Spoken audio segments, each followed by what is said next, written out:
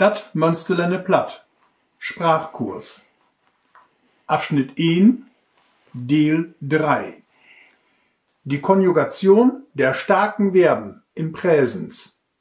Teil 2.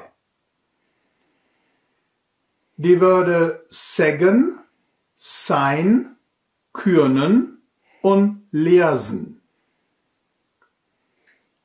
Ik zeg. Of ook, ik zegge.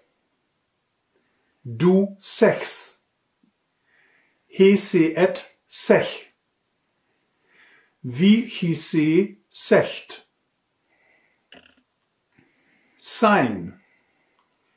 Ik sei. Du süss.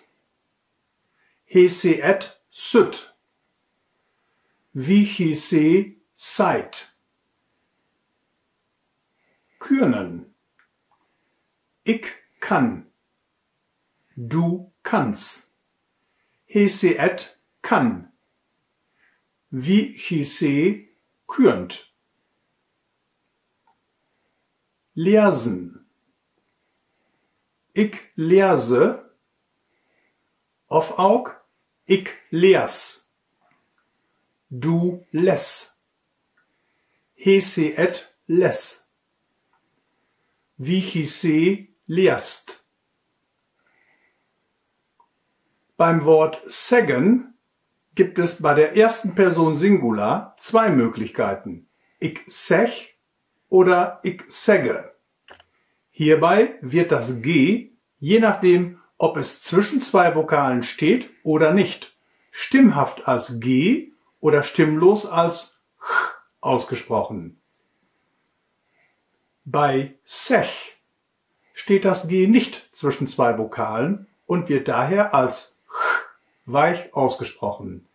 Bei sägge steht das G zwischen zwei Vokalen und wird daher stimmhaft als sägge ausgesprochen.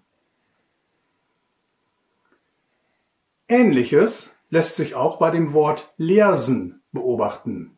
Auch hier gibt es bei der ersten Person Singular zwei Möglichkeiten. Ik leers, kurz unbetont, oder ik leerse, lang betont. Wie das G, so wird auch der Buchstabe S entweder stimmhaft oder stimmlos ausgesprochen. Steht das S zwischen zwei Vokalen, wie bei ik leerse, dann wird das S stimmhaft ausgesprochen, wie bei summen. Steht das S nicht zwischen zwei Vokalen, dann wird es stimmlos ausgesprochen, wie bei Wasser.